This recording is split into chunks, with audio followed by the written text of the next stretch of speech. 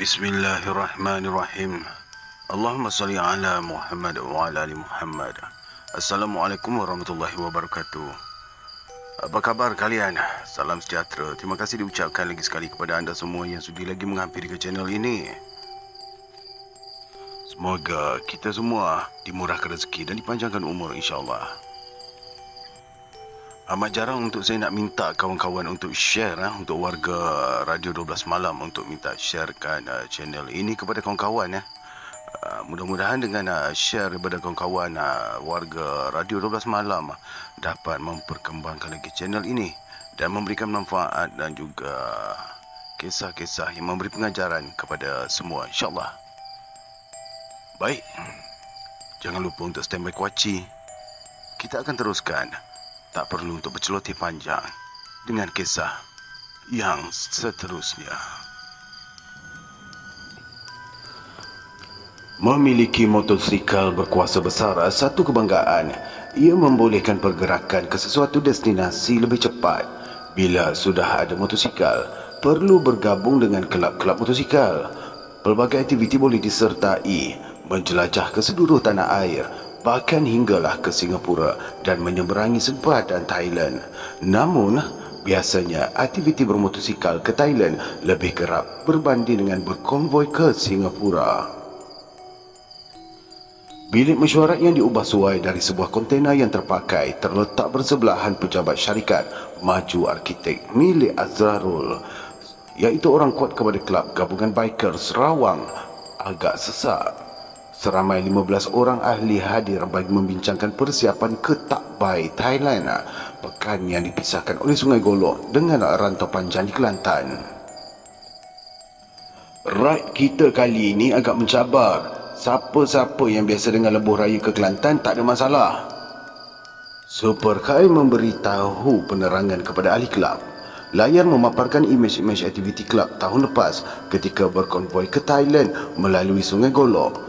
Kini jelajah bermotosikal ke sana kembali memanggil. East West Highway ni menyambungkan Gerit dengan Jeli di Kelantan sejauh 123 km. Nampak dekat je ni. Boleh makan ni. Tapi laluan dia ni berbukit dengan banyak selekoh. Lagipun tak banyak tempat untuk rest and revive macam dekat Lebuh Raya Plus tu. Semua mata tertumpu pada skrin. Maafkan saya. Semua mata tertumpu pada skrin yang dipaparkan. Sesi taklimat oleh Superhigh kepada ahli majlis kelab itu berjalan lancar seperti yang telah dirancang. Laluan kat sini pun agak bahaya ni. Banyak kemalangan berlaku kat sini, ujar Jack. Ya, betul tu. Semua kena berhati-hati, balas Superhigh. Kena berhati-hati juga bila bergerak di lebuh raya. Kena pastikan tiada gangguan trafik, tokok lagi Superhigh. Dah tulah ni bro. Ada bikers dari Malaysia ganggu trafik dekat arah Tiwat. Dia siap menahan kenderaan macam polis trafik. Dekat Malaysia, kerap juga marshal buat kerja macam ni. Mungkin tanpa kebenaran pihak polis, ujar Rafi sambil menunjukkan gambar yang tular dalam media sosial. Sikap segelintir kumpulan bermotosikal menghalang laluan trafik di Thailand. TV Thailand turut menyiarkan video berkenaan. Biar kelab lain yang buat, tapi kita janganlah buat. Apalagi di Thailand. Memang melampau puak-puak tu buat jalan tempat macam lah bapak dia orang punya, ujar Ismail yang berasal dari Yala, seorang pemilik restoran Tom Yam Kung di Bandar Rawang. Silap-silap, nanti dapat peluru free je, tutur Khairi. Gamat bilik mesyuarat tersebut apabila Khairi yang bersuara. Satu lagi, jangan lupa, pastikan pasport korang ni tak luput tempoh. Superhigh sebagai seorang yang cukup berpengalaman terus memberi ingatan supaya jelajah bermotosikal berjalan lancar. Sesi penerangan tersebut kemudiannya tamat. Ada perubahan dalam jadual perjalanan kita. Kita akan bermalam di Tasik Banding. Bermalam? Ya, kita akan menyewa sebuah houseboat. Murah je, cuma kena tambah duit sikit lah. Kalau tak kerana pemilik houseboat tu kawan aku, payah juga nak dapat harga sewa yang murah ni. Lengkap pula kemudahan dalam houseboat ni. Bro, apa sebab kita ubah jadual perjalanan? Siap bermalam di Tasik lagi. Sebelum ni tak ada pun. Bukan apa, rugilah kalau ada lebuh raya tu tak bermalam di Tasik Banding. Ada pula pulau buatan. Kita boleh enjoy suasana Tasik pada waktu malam. Siapa pemancing tegar boleh enjoy mancing. Manalah tahu adikan kelah yang sudi makan umpan korang. Terang Superkai. Mahal bang sewa houseboat tu. Zafril memberi pendapat. Tak mahal, korang tambah duit sikit je, yang lain aku tanggung. Tutur Superkai. Apabila mendengar penjelasan itu, yang lain segera memberi persetujuan.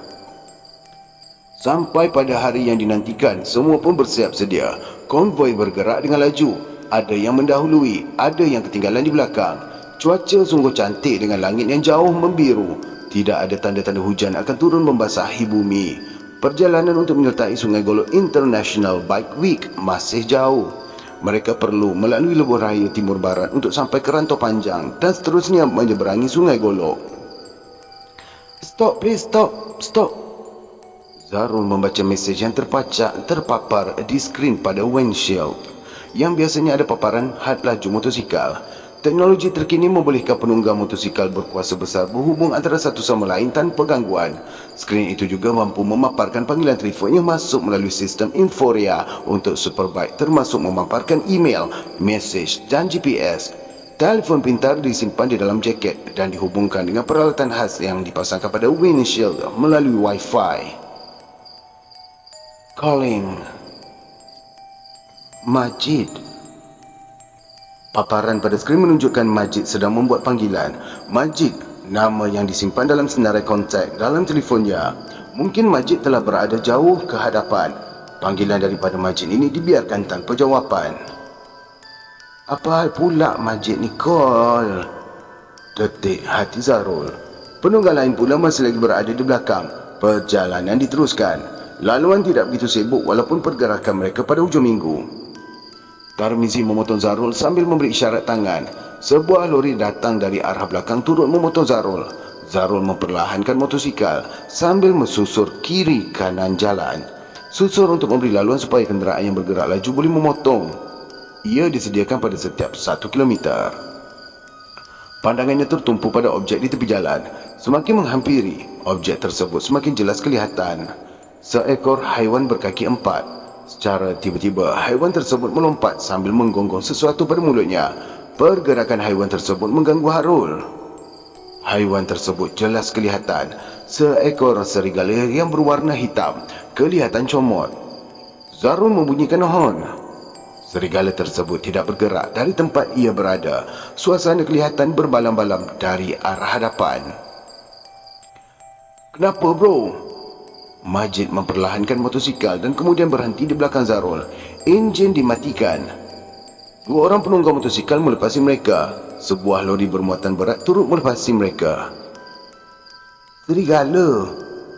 Mana ada? Tadi ada sini, digonggong tikus besar. Tak nampak pun, ujar Majid. Ada, tadi aku horn, dia tetap dekat situ. Aku tak nampak pun dia melompat. Sudahlah, kau ni mungkin letih ni. Hutan kiri kanan kita. Tengok tu. Lagi 20 km dah nak sampai Tasik Banding. Hari pun dah makin gelap. Iyalah. Tapi aku nampak tadi. Igawan kau lah mungkin. Telefon berdering. Zarul mencapainya. Matanya terarah kepada suasana hutan di sekelilingnya. Look calling. Paparan pada skrin telefon. Dia menyentuh ikon accept. Panggilan disambungkan pada si pemanggil. Namun panggilan yang diangkat tiada jawapan. Panggilan terputus. Bro, jom jalan. Jauh lagi ni, ujar Majid. Jomlah. Zarul mengambil sesuatu dalam kotak yang terletak pada bahagian kiri motosikal. Enjin belum dihidupkan. Benar, di hadapannya tiada kelibat serigala yang dilihat tadi. Bulu romanya naik menjana. Mungkin Fata Morgana, bisik hatinya. Nak ke? Ujar Zarul sambil mengulurkan sebotol minuman kepada Majid. Boleh juga. Kau tahu tak, tadi aku park motor dekat Shell. Ada seorang budak tu, dia nangis sambil tunjuk jari je. Mak dia pujuk tak jalan, babe. Ayah dia pujuk pun tak jalan. Habis tu kau pujuk ke? Aku tengok je lah. Tiba-tiba budak tu diam bila aku tengok dia. Kau tahu apa dia kata? Entah. Zarul sudah fokus. Tidak lagi teringatkan serigala tadi. Kau cubalah teka. Manalah aku tahu. Ujar Zarul. Pakcik, nak aiskrim. Pakcik, nak aiskrim. Tutur Majid sambil ketawa. Dia ingat kau ni jual aiskrim kot, ujar Zarul. Memang superbike kau tu nampak macam motor aiskrim mat cool. Ketawa mereka berderai.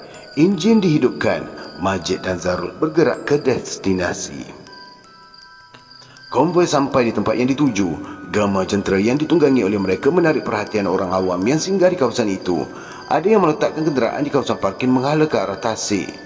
Air sedang pasang ketika itu menampakkan kawasan parkir berdekatan gigi air digenangi air tasik. Tidak kurang juga pengunjung yang bergerak mencari medan selera, mengisi perut yang berkeroncong atau melepaskan hajat. Pelbagai kemudahan tersedia di dalam sebuah bangunan di pinggir kawasan tasik. Terdapat sebuah jeti baru yang sudah siap dengan pelbagai kemudahan untuk bot berlabuh membawa penumpang ke Pulau Banding, sebuah pulau buatan.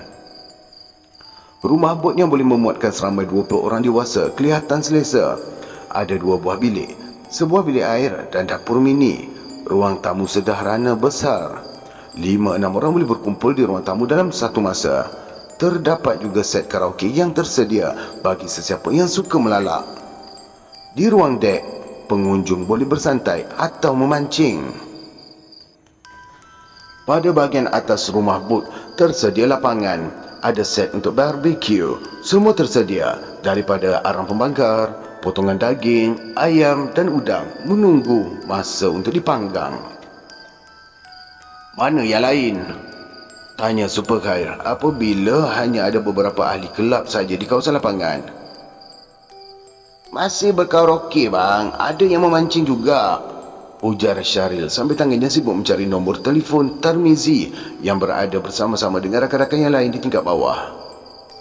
Nak BBQ tak ke tak ni? Pastilah bang, ujar Syaril.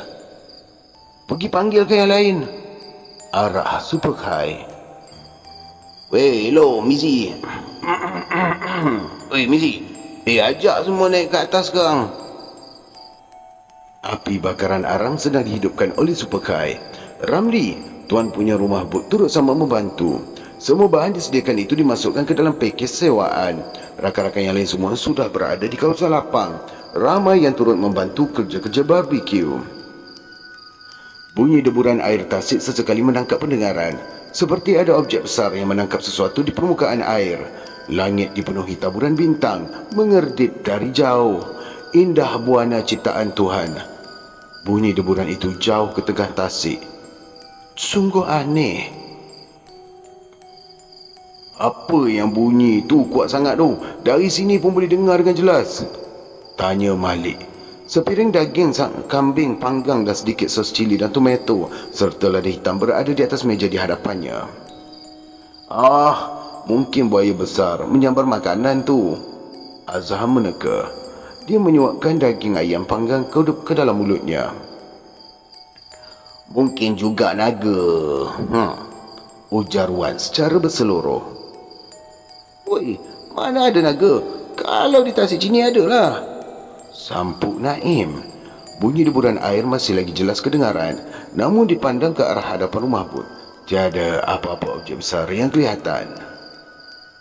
Jangan selupa, ini kan hutan rimba, ujar Basir sambil meneguk minuman. Ayam bakar dalam pinggan di atas meja di hadapannya masih belum disentuh. Orang tua-tua kata, jangan sebut yang bukan-bukan. Lagipun kan, ini kawasan lebuh raya. Tokok Basir. Ni kawasan tasik lah bro. Pintas Halim memotong cakapan Basir. Yalah, Tasik ni tepi lebuh raya juga. Lebuh raya dan Tasik ni dalam kawasan hutan. Kan hadapan kita ni hutan rimba belum. Banyak pantang yang kena patuh kalau berada dalam kawasan hutan. Weh, tengok sana! Teriak Rosli. Hampir semua mata tertumpu ke arah cahaya terang di tengah tasik. Tiba-tiba cahaya itu berserakan. Serentak dengan itu, bunyi deburan air semakin kuat kedengaran. Kelihatan ada objek sedang terbang dan menjunam ke permukaan air. Wui, Tanglong! Spontan Razali menyebutnya, merujuk kepada hantu penanggal dalam logat utara.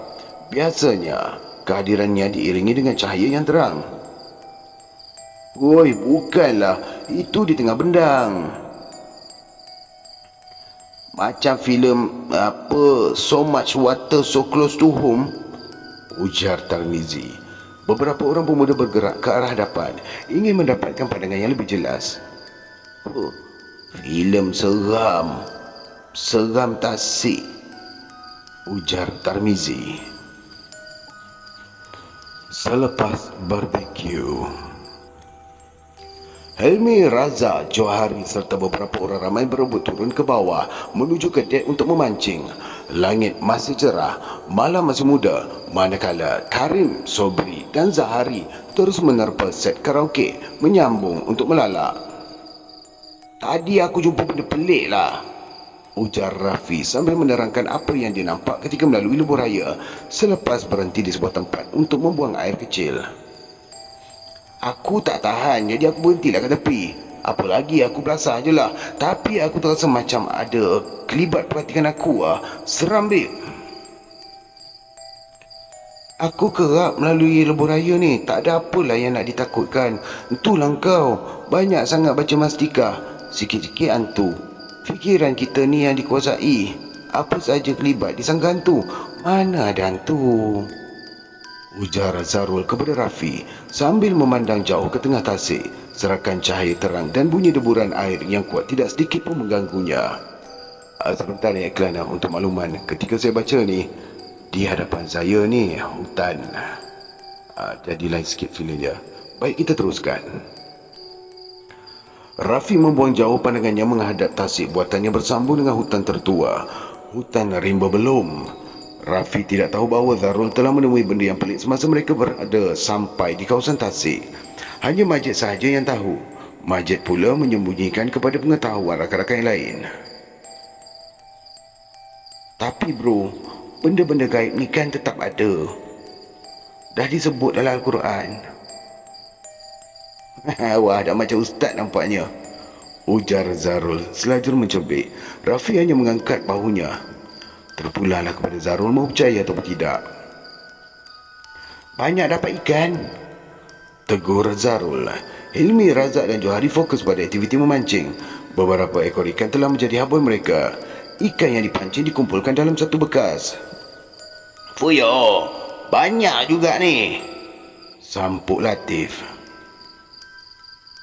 Ikan biasa lapar kan. Dia biasa lapar lepas suhu. Ini dah malam pun mesti menyambar, ujar Johari penuh girang. Ikan terus menyambar umpan yang mana ada pada mata kail. Batang joran kelihatan seakan ditarik-tarik sehingga hujungnya hampir mencecah permukaan air tasik. Wah, best, teriak Helmi. Bagi seorang pemancing tegar akan begitu teruja apabila umpannya diulur ditarik ikan. Untung dapat ketutu, sampuk Johari. Dapat ketutu besar betis. Apa nak kata, cicak air asam lah, ujar Zahari. Joran semakin ditarik ke bawah. Semakin Johari menarik joran mengimbangi tarikan ikan, semakin kuat pula tarikan dibalas. Gerimis mula menyirami tasik. Ada serakan cahaya kilat dari arah kejauhan. Bunyi guruh turut tersebar dan kedengaran. Hujan macam nak turun ni, ujar Helmi. Weh, ketutu ni, tutu ni, jerit Zahari. Helmi menyuluh pada joran yang berada hampir di permukaan air tasik. Tarikan ikan dirasakan semakin lemah. Susuk ikan ketutu kelihatan. Tapi sebelum sempat joran disentak, tali kail pula terputus. Terlepas ikan yang di mata kail. Bunyi guruh semakin kuat diikuti dengan dentuman kuat di langit. Guruh sedang bertingkah dengan sambaran kilat yang begitu kerap. Langit semakin gelap. Tali kail baru pula dikemaskan pada joran. Weh, ada lagi ni. Jerit Zahari apabila tarikan kuat dirasakan kembali. Johari dan Hilmi juga Kamil turut membantu. Cahaya terang tiba-tiba muncul di hadapan mereka, seperti yang dilihat dari tengah tasik tadi. Joran ditarik. Suara mengilai kedengaran. Semua terpinga-pinga. Tarikan pada joran tidak semena-mena hilang. Dan serentak dengan itu, mereka terpelanting ke belakang. Semua kaget dengan apa yang berlaku. Memandu di lebuh raya sesuatu yang mencabar, tetapi turut mengujakan. Tambahan pula bagi seorang penunggang motosikal yang berkuasa tinggi, apatah lagi jika menunggang secara berkumpulan. Kadang-kadang ranggi perlu ditunjukkan. Apalah guna superbike jika lajunya hanya sekadar motor kapcai. Badan disendengkan mengikut belokan laluan ketika motosikal bergerak laju, kadang-kadang menghampiri pembahagi jalan yang juga telah merenggut banyak nyawa di lebuh raya. Namun, malang yang datang tidak dijemput. Uzur datang tidak diduga. Para pengguna lebuh raya terjerumus dalam kemalangan ngeri dan ramai juga yang habis nyawa di lebuh raya. Laluan lurus yang luas menyimpan 1000 kisah, 1000 misteri yang sukar dirungkai dengan akal. Tidak dapat disangka lagi sebelum wujudnya jaluran lebuh raya dengan pelbagai kemudahan. Dahulunya, ia mungkin dihuni oleh entah makhluk apa. Alam milik Allah amat luas. Ada yang menyebut dan mengisahkan laluan di Gerik itu keras. Ada yang menyebut laluan Karak pula penuh misteri. Ada juga yang pernah diangkat dalam sebuah filem berjudul Karak. Kemunculan makhluk aneh yang memakan manusia sambil bertenggek di atas bumbu kenderaan. Kemunculan orang tua di kawasan laluan paling Gerik juga masih menjadi suatu misteri. Orang tua itu akan melambaikan tangan sambil memberikan senyuman kepada penunggang motosikal dan pemandu kenderaan. Ada bas ekspres yang terbabas berdekatan dengan RNR Buah Tempurung. Ada pemandu motosikal ninja berwarna biru sengaja mengacau lumba. Juga sebuah van putih yang kelihatan tanpa pemandu. Dan kadang-kadang kelihatan penumpang berpakaian putih kelihatan dalam van yang dipandu dengan laju. Selain daripada kilometer 301.1 yang sentiasa menjadi lokasi kemalangan maut. Kejadian 2 minggu lepas menjadikan ingatan Zarul masih membuak, mengenangkan darah yang mengalir di atas lebuh raya. Sebuah motosikal 4 lejang yang hampir tinggal rangka tersadai di tepi jalan. Darah merah dan bau hanyir terhidu ketika Zarul memberhentikan motosikal di belakang deretan kenderaan yang berhenti di tepi laluan lebuh raya. Kumpulan penunggang motosikal beserta pembonceng juga kelihatan. Aduh, habis hancur mayatnya, ujar seorang penunggang motosikal. Kawasan laluan lembah beringin ini luas, lencongannya panjang, kenderaan pun laju. Bahaya, ujar Zarul yang berada di sebelahnya. Mayat pecah kepala, bersepai otak. Katanya langgar lari. Tambah penunggang motosikal itu lagi. Di hadapan, kereta peronda polis masih lagi kelihatan memasang lampu siren. Dari arah belakang kumpulan penunggang motosikal, di laluan kecemasan beberapa orang pemandu kenderaan sedang ditahan oleh anggota polis kerana menggunakan laluan kecemasan untuk memotong kenderaan. 2 minggu lepas pun ada kemalangan di kawasan ni, dipercayai melibatkan langgar lori. Maafkan saya lah, langgar lari. Seorang penunggang motosikal tu terbunuh di tempat kejadian, ujar Salim yang memperkenalkan dirinya kepada Zarul. Bro, ni nak ke mana? Tanya Salim. Sebuah motosikal BMW F800 GS menghampiri mereka berdua. Pertanyaan Salim tidak berjawab. Sepakai, nanti jumpa dekat tempat biasa ya, bistro, jerit Zarul. Perjalanan diteruskan setelah melepasi kawalan polis. Mangsa yang terbunuh telah dialihkan. Sebuah ambulans tiba dan petugas paramedic membawa jenazah meninggalkan kawasan kemalangan. Super Khair kemudian meluncur laju, meninggalkan Zarul yang mengikutnya dari belakang. Sekumpulan penunggang motosikal berkuasa tinggi sedang berkumpul di Mamak Bistro. Biasalah, kedai mamak naik taraf jadi bistro. Buka 24 jam pula setiap hari. Lumayan mamak. Ramai pengunjung yang sedang fokus pada skrin TV besar. Ada perlawanan bola sepak EPL. Walaupun Bundesliga sedang berlangsung, EPL juga tetap menjadi kegelaran ramai. Kepulan asap hasil hisapan VIP daripada anak-anak muda yang sedang menanti makanan yang dipesan menambah kesesakan yang sedia ada. Di sebuah meja, ada beberapa orang pelanggan nampak seperti sedang mengerumuni sebuah laptop yang terpasang. Pinggan-pinggan yang ada di atas meja mereka telah lama kosong. Setelah penat mendengar taklimat business sharing opportunity dari sebuah hotel berdekatan, mereka berkumpul di Mamak Bistro sambil menyimak plan perniagaan dan bonus yang diperolehi. Wow, MLM ke? Tegur Zarul sambil menepuk belakang Super Khair. Mereka mengambil meja bersebelahan kumpulan tersebut. Abang kalau nak join, saya boleh cerita, ujar pemuda yang menghadap laptop, berpakaian kemas dan menampakkan kekayaan yang dimilikinya. Beg sandan diperbuat daripada kulit serta berjenama terkenal diletakkan di atas meja. Sorry lah bro, tak cukup modal, ujar Zarul. Modal okey bang, nanti kita atur lah. Pinjam boleh, nanti dapat bonus saya bayar lah, tingkah Super Khair sambil mengangkat keningnya dan membuka cermin mata gelap. Bang, berniaga mesti ada modal, ujar pemuda tersebut. Zarul tersengih dan bergerak bersama rakan-rakan yang lain ke meja yang sedikit jauh dari meja mamat MLM tersebut. Kata boleh dapat berlipat kali ganda. Aku nak pinjam buat modal pun tak bagi. Tunjuk duit ibu-ibu, ujar Super Khair sambil menarik kursi dan duduk. Patutlah jerebu teruk sekarang ni. Bacaan IPU pun tak sihat, sambung Super Khair lagi. Zarul menjeling ke arah kumpulan pemuda yang sedang mengepulkan asap dari vape ke udara. Entah, agaknya lah budak-budak tu dah ketinggalan tu. Mana ada orang isap vape dah sekarang. Kedai vape pun dah banyak bungkus, balas Zarul sambil menyambung membelek telefon pintarnya. Tak habis-habis sosial, tutur Super Khair mencebik. Namun pada tangannya juga tergenggam kemas sebuah telefon pintar. Jadi ke kita ni join trip ke Hat Yai? Soal Super Khair kepada Zarul. Super Khair, nama azalnya adalah Khairul, sebagai ketua sebuah kelab di Superbike di Rawang, gabungan bikers Rawang. Zarul dan semua yang ada di meja itu adalah ahli kelab. Aku ingat tak kot, balas Zarul. Maira tu nak berdua je dengan aku kali ni, tokok Zarul sambil tersengih.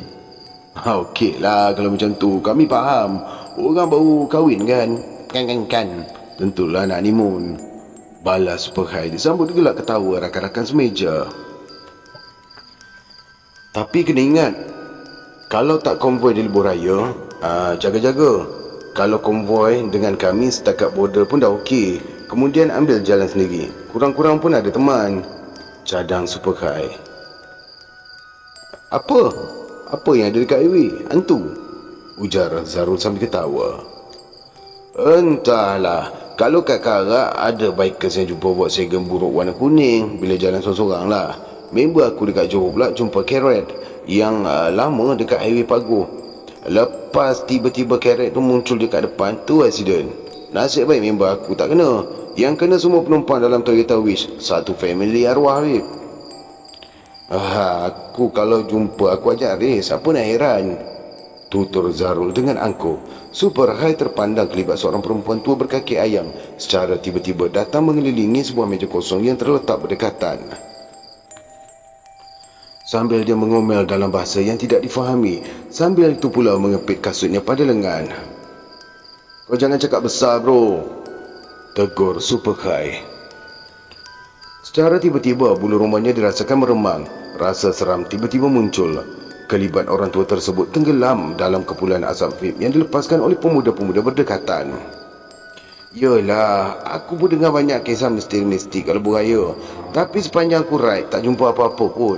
nak kata kelibat hantu. Bayang pun jauh sekali, ujar Zarul dengan angkuh. Ingatlah bro, jangan cakap besar. Nazim, seorang daripada rakan mereka, menyampuk. Pagi Ahad, suasana yang cerah dengan mentari yang memancar lembut. Zarul dan Maira berlepas awal pergi ke destinasi yang dituju.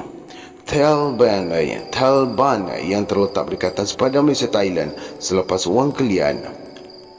Peluk kuat-kuat dia sayang, jerit Zarul kepada isterinya, Maira, yang sedang memboncengnya. Dia terpaksa bercakap kuat untuk melawan bunyi enjin superbike-nya. Ada orang pesan, kalau nak panjang umur, peluklah suami lama-lama. Ni lagi berjam-jam nak sampai, memang panjang umur nanti. Maira menjerit kembali, berseluruh. Selepas berjam-jam menunggang, mereka berhenti rehat di R&R Sungai Perak. Perut diisi dengan hidangan gulai tempoyak ikan patin yang amat terkenal di situ. Dulu, kecoh jugalah seorang pemandu bas kena marah dengan penumpang sebab tak berhenti kat sini. Penumpang tu tak puas hati sebab tak dapat nak kena nasi panas dengan gulai tempoyak patin dekat R&R ni, cerita Zarul sambil tergelak. Penumpang tu dah mengidam sangat kot, ujar Maira sambil menyuap nasi dengan gulai tempoyak patin ke mulut. Kalau saya jadi penumpang tu, memang saya paksa pemandu bas tu patah balik. Zarul ketawa mendengar seluruh isterinya. Sebab itulah dia jatuh cinta dengan Maira. Mulutnya boleh tahan, membuatkan hidupnya ceria. Perjalanan kemudian diteruskan hinggalah ke destinasi yang ditujui. Mereka melepasi sempadan di Wang Kelian setelah mendaki kawasan berbukit-bukau selepas pekan kaki bukit. Pekan yang wujud hasil daripada aktiviti perlombongan biji timah di Perlis. Nasib mereka begitu baik kerana kebetulan anggota kumpulan Rock Wings bersama-sama geng bikers utara iaitu GBU sedang menjelajah Perlis dan akhirnya bersantai di Talabin sebelum mengadakan konsert 30 tahun Wings di Kangar. Perjalanan menjadi lancar kerana secara tidak sengaja mereka menyertai konvoi AWI dan GBU dikawal oleh anggota polis trafik dan marshal yang dilantik. Bermalam di dalam chalet dalam kawasan berdekatan tasik yang luas merupakan suatu pengalaman baru bagi Zarul dan Maira. Terdapat juga banglo, tetapi mereka tidak memilihnya. Kebanyakan chalet berdekatan mereka turut dipenuhi pengunjung. Bunyi sorakan dan nyanyian membelah malam yang sunyi menampakkan kegirangan pengunjung. Namun, kesunyian mula terasa apabila malam semakin larut. Penghuni chalet sudah beransur tidur dan berehat. Nyanyian lagu rimba bersimponggang bercampur bau dengan bunyi deburan air di sasih. Bulan terang benderang di dada langit. Cahaya bulan menembusi langsir tingkap yang sedikit renggang. Banyak ikan malam-malam ni, ujar Zarul sambil menarik kemas kain langsir tingkap. Dah larut malam ni, ikan apa pula bang? Pintas Maira sambil mengoles krim pencuci muka sambil menghadap cermin besar pada almari soleh. Rasa hairan menyelinap pada benak Maira kerana biasanya ikan akan aktif pada bulan mula terbit. Ikan akan aktif ikut fasa bulan, Maira. Dulu abang pernah memancing dengan super high. Galak betul ikan tu menyambar umpan bila bulan terang. Terdengar bunyi air berkocak agak kuat di luar. Mulanya Zarul mahu mengintai lihat, tetapi setelah difikirkan, dia biarkan sahaja. Ada orang memancing ke tengah-tengah malam ni? Tanya Maira yang turut mendengar bunyi kocakan air itu. Tiba-tiba dirasakan bulu romanya meremang. Mungkin juga memerang aktif melahap ikan, dalih Zarul yang sudah melabuhkan badannya di atas katil bersebelahan meja solek. Telinganya menangkap bunyi tapak kaki pada laluan kayu berdekatan kawasan tasik. Laluan kayu yang dibina itu menghubungkan satu bahagian chalet ke bahagian yang lain, termasuk ke kawasan hutan bakau yang kaya dengan flora dan fauna. Tidurlah Maira, besok banyak aktiviti yang kita kena ikut. Tengok burung, nak ke air terjun Ton Piu dan juga melawat Gua Tondin, pujuk Zarul. Bunyi deburan air tasik jelas kedengaran dengan kuat. Dalam sinar cahaya bulan yang menerobos langsir tingkap, Zarul terpandang susuk lembaga yang melintasi chalet mereka. Ayat-ayat suci Al-Quran bermain pada bibir Zarul. Ketika Maira berbaring di sisi Zarul, dia melihat sesuatu yang tidak kena pada suaminya. Zarul kelihatan seperti orang dalam ketakutan. Hujan turun dengan renyai, namun sambaran kilat agak kerap. Bunyi deburan air di tasik masih jelas kedengaran. Serentak dengan serakan cahaya kilat, Zarul terlihat kelibat susuk tubuh seperti seorang perempuan dari arah luar jendela. Apabila kilat menyambar sekali lagi, bayangan itu hilang.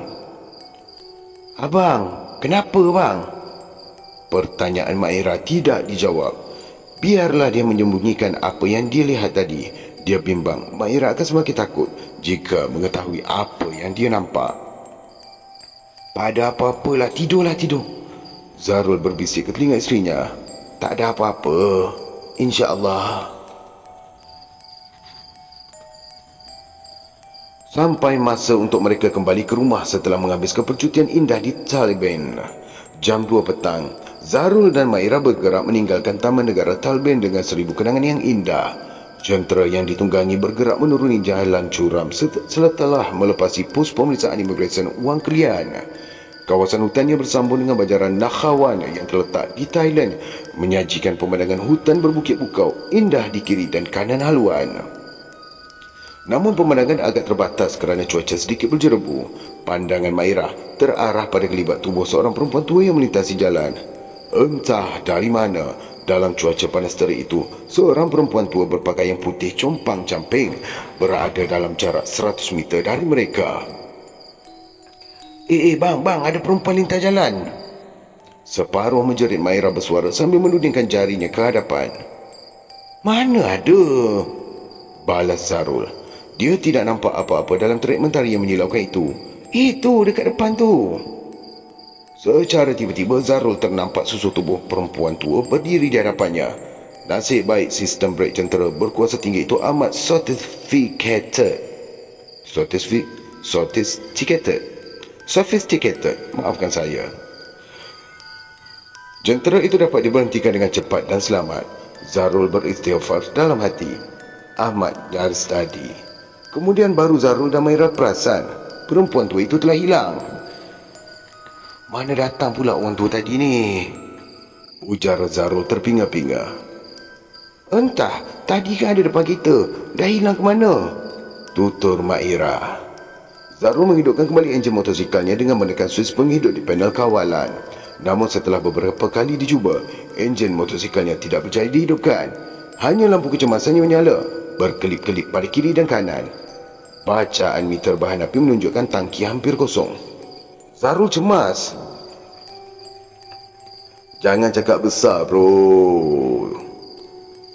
Kata-kata super high tiba-tiba terngiang-ngiang dalam benak Zarul. Lidahnya keluh. "Ya Allah, apa nak jadi ni? Perjalanan ni masih jauh. Kiri kanan tak ada orang yang boleh kita minta tolong." Maira bersuara penuh gusar. Motosikal itu terlalu berat untuk ditolak ke bahu jalan. Tambahan pula pada laluan selekor yang curam. "Macam pernahlah nampak wajah orang tua tu." Zarul berbisik kepada Maira. Wajah yang ditenungnya sebelum hilang daripada pandangan itu dirasakan pernah dilihatnya. Kemudian baru Zarul teringat. "Allah, macam yang Superkai nampak dekat Mamak Bistro pula." "Shh, abang ni jangan fikirlah yang bukan-bukanlah," pujuk Maira sambil mendapatkan minuman tin daripada kotak simpanan. Minumannya terletak pada bahagian kanan motosikal. Minuman sejuk itu diteguk menghilangkan dahaga. Kotak simpanan itu telah dipenuhkan dengan beberapa tin minuman yang dibeli dari mesin kios yang terletak dalam kawasan Shailet sebelum mereka bertolak. "Tak ada network pula, internet pun slow ni," tutur Maira sambil memain-mainkan telefon pada tangannya untuk cuba mendapatkan isyarat rangkaian telefon. "Aduh, satu bar je. Tu pun tenggelam timbul. Mana nak ada network?" ujar Zarul. "Di kawasan Wang Kelian ni lah kan yang pernah ditemui kubur-kubur pelarian Rohingya," ujar Maira. Ketakutan dapat dilihat pada wajahnya. "Itu dulu kubur tahanan orang-orang Rohingya yang dimasuk secara haram. Kes memperdagangkan orang tak ada kaitan pun dengan orang tua tadi." Zarul cuma mententeramkan Maira. Entah kenapa, benaknya teringatkan kelibat susuk lembaga yang kelihatan pada jendela Shailet pada malam semalam. Hampir sejam mereka berhenti di situ. Nasib mereka agak baik kerana sebuah kenderaan milik Jabatan Kastam yang sedang menuju checkpoint di Wang Kelian melintasi tempat Zarul dan Maira berhenti. 3 orang pegawai custom turun dari kereta dan cuba memberi bantuan. "Kenapa, Encik? Ada masalah dengan motor ni?" tanya salah seorang pegawai custom itu. "Ya, Encik. Apa enjin ni tak mau pula hidup.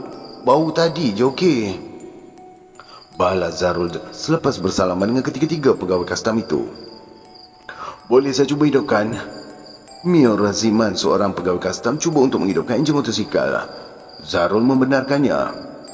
"Besar superbike ni," ujar Mio Raziman sambil menekan suis penghidup.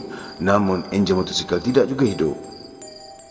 "Encik, safety switch dalam off mode," tersenyum Mio Raziman apabila berjaya mencari punca kenapa enjin tidak dapat dihidupkan. Sementara itu, 2 orang pegawai custom yang lain berbual-bual dengan Zarul. "Kenapa yang jadi macam ni?" "Entahlah, tadi saya hampir terlanggar seorang perempuan tua berpakaian putih di tengah jalan. Saya guna brek kecemasan.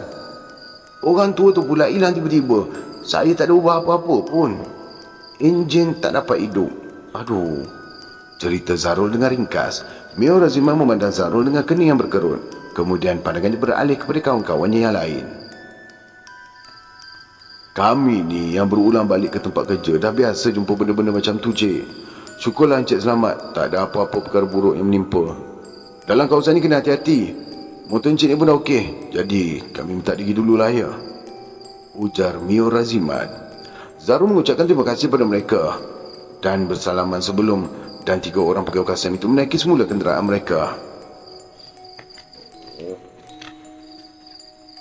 Zarul dan Mahira pula meneruskan perjalanan. "Pelik bang, tadi minyak pun macam nak habis. Ni okey je," ujar Mahira sambil menjenguk dari atas bahu Zarul untuk melihat meter digital bahan api. "Sistem komputer motor ni bermasalah kot. Nanti abang bawa balik nanti ni servislah motor ni," balas Zarul sekadar untuk menyedapkan hati isterinya. Perjalanan diteruskan. Hari semakin petang, ditambah dengan suasana jerebu yang sedang melanda membuatkan keadaan seperti pukul 6 walaupun ketika itu baru pukul 4 lebih. Nampaknya seperti kabus tetapi perit untuk bernafas. Biarpun suasana seperti sudah lewat petang, namun terasa bahan panasnya. "Lagi 43 km sampai ke Kanga." Mahira masih dapat mendengar tutur Zarul. Pelukan pada tubuh Zarul dikemaskan. Angin mengelus wajah Zarul dan Mahira dengan manja. Bahan mentari bagi tidak terasa. "Nak singgah Kanga ke?" "Tak nak lah." "Okey, tapi kita kena cari stesen minyak. Dah kering ni." Paparan pada Smart Windshield menunjukkan dalam jarak 250 meter terdapat sebuah stesen minyak. Dalam masa yang singkat mereka ternampak stesen minyak itu. Zarul terus membelok motosikalnya masuk ke stesen minyak tersebut. "Saya nak cari toilet jap," ujar Mahira lalu bergegas ke belakang stesen minyak itu sebelum sempat Zarul menjawab. Zarul pula menuju ke kaunter untuk membayar. Semasa mengepam minyak ke dalam tangki motosikal, dia masih terkenangkan kejadian aneh ketika bermalam di chalet berkenaan dan kejadian hampir melanggar perempuan tua petang tadi. 2 kejadian aneh ini membuatkannya resah. "Abang," suara Mahira memancung ingatan terhadap kelibat perempuan tua yang berpakaian compang-camping sambil menjinjit sepasang selipar. "Bang, tadi nampak macam kelibat lah," ujar Mahira cemas. Dipandangnya keadaan sekeliling penuh curiga. Sunyi. Selain mereka, hanya ada seorang penunggang motosikal berhenti mengisi angin tayar. "Kelibat?" Jantung Zarul berdegup kencang. "Ya bang, tadi Mahira nampak macam kelibat perempuan berbaju putih. Nampak dari arah pintu tandas. Perempuan tu berhenti depan pintu. Dia ikut kita ke bang?" tanya Mahira. Tubuhnya kelihatan sedikit menggeletar. "Ish, perasaan awak je tu. Badan dah letih, mulalah nampak macam-macam," balas Zarul. Cuba menenangkan isterinya. Namun dalam hati, apa yang dilihat isterinya itu membuatkan perasaannya bertambah resah. "Okeylah, okey. Minyak dah penuh ni.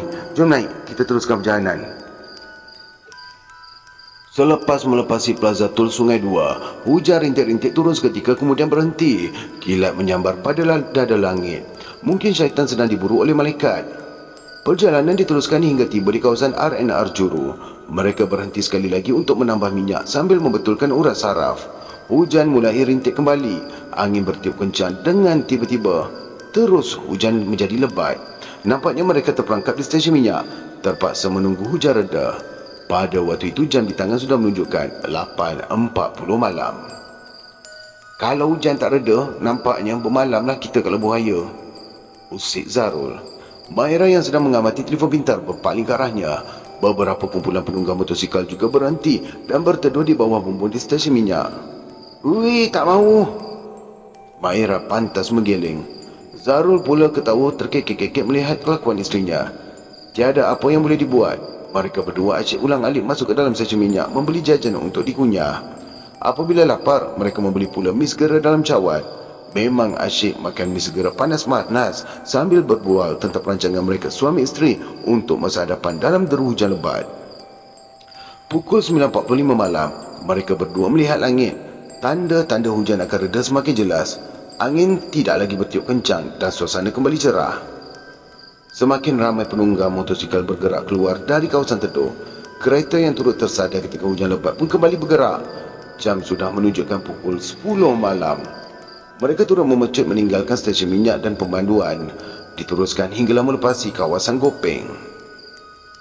Perjalanan masih jauh untuk sampai ke destinasi. Hujan renyah dan kenderaan bersesak-sesak di Lebuh Raya. Bukan mudah untuk mencelok kereta yang bertali arus ketika hujan. Jalan pun licin. Dapat memotong kenderaan lain yang berhenti kerana jam laluan kecemasan pun sudah kira cukup baik. "Jauh lagi ni, hari pun dah jauh malam," tutur Zarul. Maira yang membuncing di belakang berdiam, tidak mampu menguatkan suara melawan kebisingan kenderaan. "Tadi sangkut kat Terubanjaya puncanya." Zarul melepaskan keluhan besar. Tadi dua buah kenderaan bertembung. Ada pemandu dan penumpang yang parah. Sebuah kereta proton saga Mak Kemah yang mengalami masalah berhenti di tepi laluan telah dirempuk oleh sebuah proton pesona dari arah belakang. Kereta proton saga tersebut terputus dua setelah berpusing-pusing sebelum merempuh besi pengadang jalan. Pihak bomba telah berjaya mengeluarkan mangsa dan polis berkawal menjaga kelancaran lalu lintas berhadapan susul masuk ke Batu Werf. Lokasi itu memang selalu sesak tanpa mengira masa. "Bang, stop dulu, nak buang air ni," ujar Maira dengan suara yang dikuatkan. Kawasan di mana ada RNR? Hentian biasa lagi 10 km. Gua tempurung." Zarul membalas dengan suara yang juga kuat. Kerap juga Zarul mendengar cerita seram daripada teman-teman berkenaan laluan Lebuh Raya berdekatan Gua Tempurung. Bulu romanya terasa meremang apabila mengenangkan kisah-kisah yang pernah didengarnya itu. "Kalau boleh, elak dari berhenti di Gua Tempurung. Tandasnya pun bukan jauh ke atas." Ingatannya pada kata-kata super high bermain-main. "Gua Tempurung pun okeylah," jawab Maira. Zarul melajukan sedikit motosikalnya. Dia tahu isterinya sudah tidak tahan lagi. Maklumlah cuaca sejuk dan hujan pula. Memang asyik mau ke tandas jadinya. Beberapa minit kemudian, Zarul ternampak susur keluar hentian Gua Tempurung. Dia menghidupkan lampu isyarat ke kiri dan terus masuk. Terbentang kawasan tanah lapang di hadapan. Hanya ada sebuah kereta yang berhenti di situ. Biasanya, pada waktu siang, bas dan kereta serta motosikal akan berhenti di kawasan itu. Terdapat sebuah gerai yang menyediakan minuman dan buah-buahan potong. "Tu berhenti kat depan tu," ujar Maira sambil menuding jari di bawah beberapa pohon pokok yang merendang terletak di hujung kawasan lapang. Di sebelahnya ada tangga menuju tandas awan di atas. "Jom, jom." Zarul memimpin tangan Maira. Mereka sama-sama mendaki tangga. Seorang lelaki bergegas turun dari atas dan hampir melanggar mereka. Ada sesuatu yang pelik pada lelaki berkenaan. Dia kelihatan mendukung seekor haiwan dalam beg sandang yang dipasang kepada tubuhnya, seperti yang dipakaikan oleh ibu-ibu atau bapa-bapa yang menggendong bayi di pasar raya. "Baby?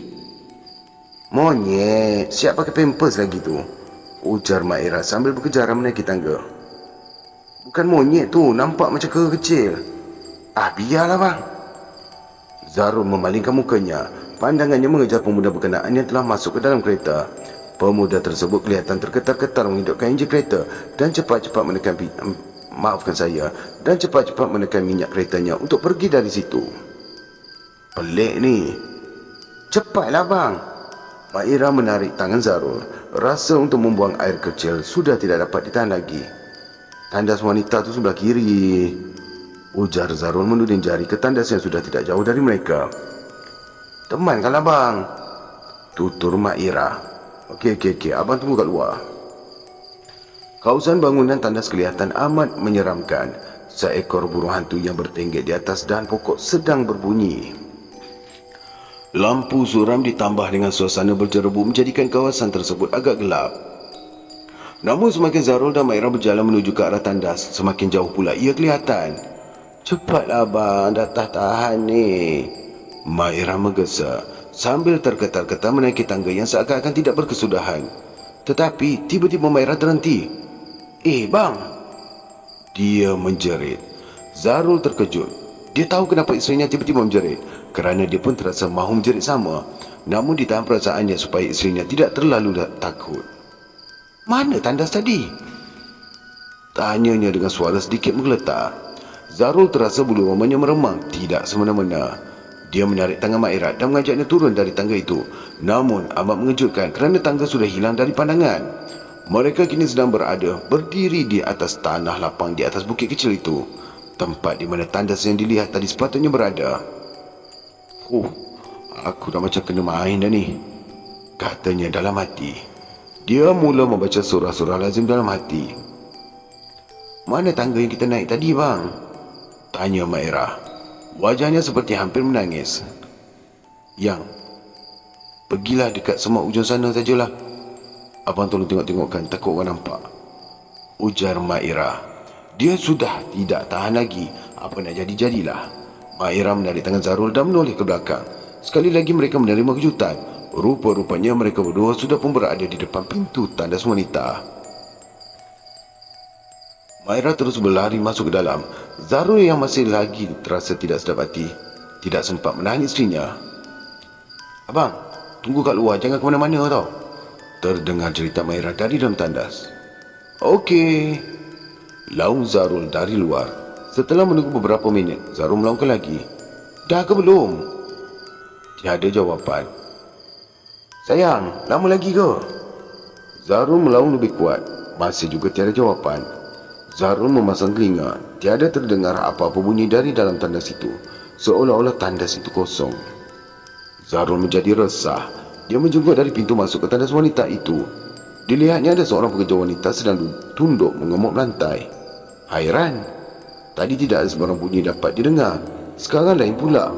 Bunyi air dalam tadi jelas kedengaran. Maaf kak. Zarul menyapa pekerja wanita itu. Ada nampak isteri saya tak? Dia masuk sini tadi, memakai jaket motosikal. Tanyanya. Pekerja wanita itu berhenti mengemuk lantai. Tak ada orang lain kat dalam tandas ni encik, katanya tanpa mengangkat muka. Kemudian terdengar pekerja wanita itu ketawa perlahan-lahan. Ketawanya menjadi semakin kuat dan akhirnya dia mengilai dan mengangkat muka. Perempuan tua yang melintas jalan tadi. Zarul tersentak. Lalu dengan spontan gopoh-gapah dia berundur dari pintu tandas itu. Entah bagaimananya, kakinya pula tersadung. Lalu dia jatuh terduduk. Ketika itu, kelihatan Mak Ira keluar dari tandas dan terus nampak Zarul di atas tanah dengan wajah yang pucat. Kenapa dengan abang ni? Mak Ira terus berlari mendapat ke suaminya. Mulanya Zarul terjerit apabila Mak Ira menghampirinya, kerana disangkanya perempuan tua itu yang datang kepadanya. Apabila menyedari yang datang itu adalah isterinya, Zarul terus bangun dan menarik tangan isterinya menuju ke motosikal. Kenapa bang? Tanya Mak Ira dengan cemas. Abang okey tak ni? Dah, jom cepat, kita kena pergi dari sini, gesa Zarul. Dia tiada maksud untuk menceritakan apa yang terjadi. Mujurlah anak tangga itu tetap berada di tempatnya, tidak lagi gaib seperti tadi. Mereka langsung menuruni tangga itu dengan cepat. Apabila sampai ke tempat motosikalnya diletakkan, Zarul terus menaiki motosikalnya dan menghidupkan enjin. Dia terus memulas pendikit minyak dengan kasar apabila Mak Ira telah selamat naik di belakangnya. Terus berdesup motosikal Zarul meninggalkan hentian buah tempurung. Selepas lebih kurang 2 km meninggalkan hentian tadi, barulah Zarul beransur-ansur tenang. Mungkin ini kali terakhir dia menunggang secara solo bersama isterinya. Selepas ini, lebih baik dia terus mengikut konvoi bersama-sama ahli kelabnya yang lain. Kalau jadi apa-apa pun, tidaklah dia menghadapinya sendirian atau bersama Mak Ira sahaja. Dengan berkumpulan adalah lebih selamat, asal mengikut peraturan jalan raya sahaja. Beberapa kenderaan dari arah hadapan di laluan lebuh raya seberang sana yang memberi lampu tinggi kepadanya membuatkan Zarul berasa jengkel. Dan beberapa kenderaan yang memutarnya membunyikan hon membuatkan Zarul bertambah sakit hati. Begitulah layanan pemandu kenderaan lain ketika penunggang motosikal sepertinya yang dianggap seperti pengguna jalan raya kelas kedua. Mungkin kerana pengguna jalan raya yang lain berasa semua penunggang motosikal yang menunggang sedikit laju adalah mak rempit. Ditambah pula dengan gelagak mak rempit yang sentiasa membawa motosikal secara berbahaya, membuatkan penunggangnya berhemah sepertinya terkena tempias sama. Sebuah kenderaan yang memotongnya sambil membunyikan hon panjang membuatkan Zarul menyumpah dalam hati. Dia bukannya menunggang di lorong paling kanan. Zarul menjeling panel maklumat pada motosikalnya. Kelajuannya cuma 108 km sahaja. Tidak juga terlalu laju, malah masih mengikut hal laju lebuh raya. Kemudian tiba-tiba smart windshield-nya menyala, menandakan ada mesej masuk. Darahnya tiba-tiba berderau apabila membaca mesej itu. Mesej itu daripada Mak Ira. "Abang, kenapa tinggalkan Ayang? Cepat patah balik, Ayang takut." Kalau itu mesej daripada Mak Ira, siapa pula di belakangnya sekarang? Dan pada kali itu, terdengar suara mengilai di belakangnya.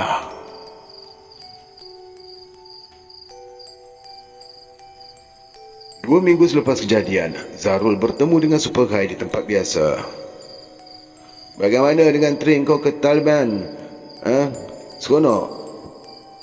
tegur Superhigh. Pekerja restoran meletakkan 2 buah capati berserta kuah kari ayam. 2 gelas teh tarik bersaiz besar juga turut disajikan di hadapan mereka. "Silakan," ajak Zarul sebelum menyambung. "Trip tu best, sangat best. Aku harap satu hari nanti kita kongko sana lah." "Hei, biar betul, best sangat ke?" "Betul. Aku dengar kau tak balik malam tu. Aku call kau tak angkat. Pak Ngahman yang angkat. Yang kau redah sampai ke kampung di Tapah tu apa hal?" tanya Superhigh. Mulut Zarul terkunci kerana Superhigh telah berjaya menangkap apa yang disembunyikannya. Malam itu nyaris-nyaris dia terbabas apabila mendengar ketawa mengilai di belakangnya. Nasib baik dia tidak panik dan berjaya mengawal motosikalnya berhenti di tepi lebuh raya. Selepas itu baru dia sedar tempat duduk belakang motosikalnya kosong. Dengan terketar-ketar, dia menghubungi Mak Ira. Isterinya itu menangis-nangis bercakap dengannya, menceritakan dia nampak Zarul kelam kabut meninggalkan hentian gua tempurung itu seorang diri. Zarul kemudian tidak henti-henti meminta maaf dan berjanji akan berpatah balik mengambil isterinya dengan segera. Nasib baik ketika itu isterinya sedang ditemani seorang petugas plus ronda yang singgah di hentian itu sebagai checkpoint rondaan mereka. Bagaimanapun dia tidak perlu berpatah balik kerana petugas plus ronda mahu membawa Mak Ira bersama mereka dan menghantarnya ke lokasi Zarul berada. Apabila sudah bersatu kembali dengan Mak Ira, dia sudah tidak bermaya kerana keletihannya amat sangat setelah mengalami peristiwa demi peristiwa pelik dalam perjalanannya. Zarul mengambil keputusan untuk bermalam di rumah bapa saudaranya di sebuah kampung di Tapah. "Weh, Pak Ngaman cakap kau tidur rumah dia malam tu." Superhigh kenal benar dengan bapa saudara Zarul kerana mereka pernah bermalam di dusun durian milik Pak Ngahman ketika musim buah-buahan yang baru lalu. "Aku jumpa hantu lah," bisik Zarul diikuti dengan ketawa mengekek Superhigh. "Hang kata hantera, pira," sindir Superhigh dalam logat Pulau Pinang. "Aku dah kata, jangan singgah hentian tu. Karpal Singh pun aksiden di kawasan tu. Ramai lagi yang alami peristiwa pelik. Gua tempurung memang keras, Abah Hang." Ketawa Superhigh berterusan, menarik perhatian pengunjung restoran berkenaan. "Kemalangan tu berlaku di kawasan Kopeng lah." Samalah. Pimai kawasan tu juga. Lagi satu, hang tu jangan cakap besar," pesan Superhigh. Sejak kejadian itu, Zarul tidak lagi bercakap besar. Dia sedar apa yang telah berlaku akibat rasa bongkak dan sombong yang ada pada dirinya. Dia sudah cukup ranggi dengan jentera Goldwing yang dimilikinya, berbanding dengan kawan-kawannya dalam gabungan baik ke Sarawak. "Mana ada hantu?" Ada, aku pernah nampak. Jelas, Sarul. Iblis dan syaitan adalah apa yang disebut sebagai hantu. Makhluk ini mampu menjelmakan dirinya dalam pelbagai keadaan. Kewujudan makhluk ini telah diperjelaskan oleh Allah melalui ayat-ayat suci Al-Quran. Alam gaib itu ada. Dan ia bukanlah sekadar cerita.